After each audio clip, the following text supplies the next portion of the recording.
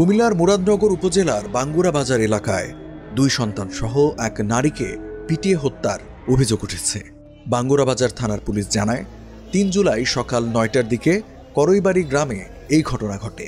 ওই হামলায় গ্রামের জুয়েল মিয়ার স্ত্রী রোকসানা আক্তার রুবি, তার ছেলে রাসেল মিয়া ও মেয়ে জোনাকি আক্তারের মৃত্যু হয়। আর গণপিটুনিতে আহত অবস্থায় পালিয়ে যান রোকসানা আক্তারের আরেক মেয়ে রুমা আক্তার। পরবর্তীতে আহত অবস্থায় তাকে উদ্ধার করে হাসপাতালে ভর্তি করে পুলিশ। পুলিশ বলছে হত্যার পর তাদের মরদেহ ফেলে রাখা হয় বাড়ির ভেতরেই। খবর পেয়ে দ্রুত ঘটনাস্থলে পৌঁছে ৩ জনের মরদেহ উদ্ধার করা হয়। মাদক ব্যবসায়ে সম্পৃক্ততার কারণেই এলাকাবাসী ক্ষুব্ধ হয়ে তাদের পিটিয়ে হত্যা করেছে বলে ধারণা করা হচ্ছে। করইবাড়ি গ্রামের জনৈক মাদক ব্যবসায়ী রবিকে এলাকার লোকজন পিটিয়ে মেরে ফেলছে।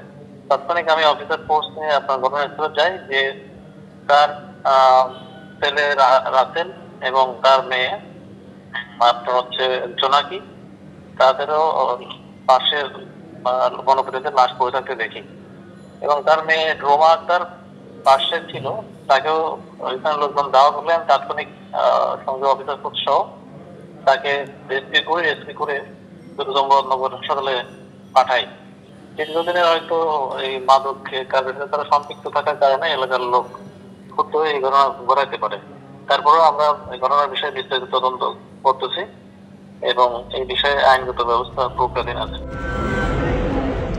স্থানীয়রা জানান, রোকসানা আক্তার রুবি ও তার পরিবারের সদস্যরা দীর্ঘদিন ধরে এলাকায় মাদক ব্যবসায় জড়িত ছিলেন।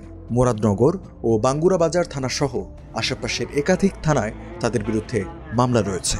আজকে প্রায় ৪০ বছর ধরে উনি মাদক ব্যবসা করে যুবক ছেলেবেলে যারা আছে সবার মনে করেন ধ্বংস করে দিতেছে। করইবাড়ি গ্রামের ফারহান আক্তার রুবি সম্রাট ইয়াবা ব্যবসায়ী, তার জ্বালায় অতিষ্ঠ হয়ে গ্রামবাসী, এলাকাবাসী, মুরাদনগরবাসী তার মামলায় ইয়াবা পাচার, মেয়ে পাচার এগুলোতে অতিষ্ঠ হয়ে সবাই ঐক্যবদ্ধভাবে তাদেরকে গণধোলাই দিয়ে হত্যা করে। আচ্ছা ৪০ বছর ধরে মাদক ব্যবসা, নারী নির্যাতনের মামলা জন্য মানুষকে হয়রানি করছে, অপরাধ মামলা দিয়ে হয়রানি করার পর এখন চুরি ডাকাতি গাড়ি দিয়ে রাখছে। এলাকাবাসী ছেলেবেলে সব শিক্ষিত ছেলেবেলেকে মদ গাঞ্জা খাওয়াইয়া, ট্যাবলেট খাওয়াইয়া খারাপ করে লেছে। এই জন্য এলাকাবাসী আমাদের কয়েকটা ইউনিয়নে মিল্লা তাকে গণধোলাই দিয়ে মারা গেছে। পুলিশ জানিয়েছে রুবির বিরুদ্ধে একাধিক মামলা ও 5টি গ্রেপ্তারি পরোয়ানা আছে। আর ছেলে রাসেলের বিরুদ্ধে 9টি মামলা ও মেয়ে জোনাকির বিরুদ্ধে 2টি মামলা রয়েছে।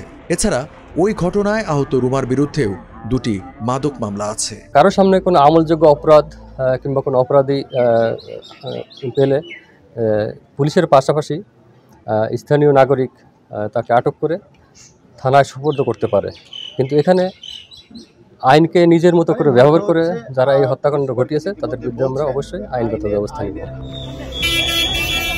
প্রাথমিকভাবে এই হত্যাকাণ্ডে ব্যক্তিগত দ্বন্দ্ব বা কোনো রাজনৈতিক সংশ্লিষ্টতার বিষয় সামনে আসেনি বলে জানিয়েছে পুলিশ।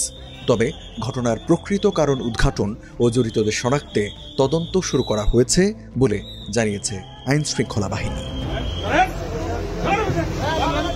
গত ২৬ জুন রাতে মুরাদনগরে এক নারীকে ধর্ষণ করে ভিডিও ধারণের অভিযোগ ওঠে। ওই ঘটনায় দেশ জুড়ে ব্যাপক সমালোচনা শুরু হয়। সেই ঘটনার 7 দিনের মধ্যেই ফের এই হত্যার ঘটনা ঘটল।